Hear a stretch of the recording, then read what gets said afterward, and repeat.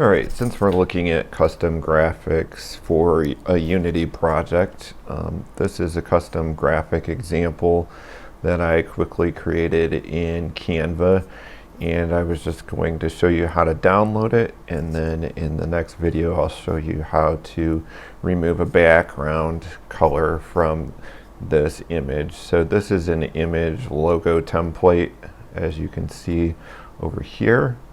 And if you want to download it to remove the background and use in a Unity project, go to Share, and then you're going to select Download, and the default PNG format works best.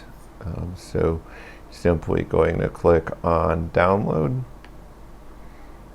and then this will download into your Downloads folder.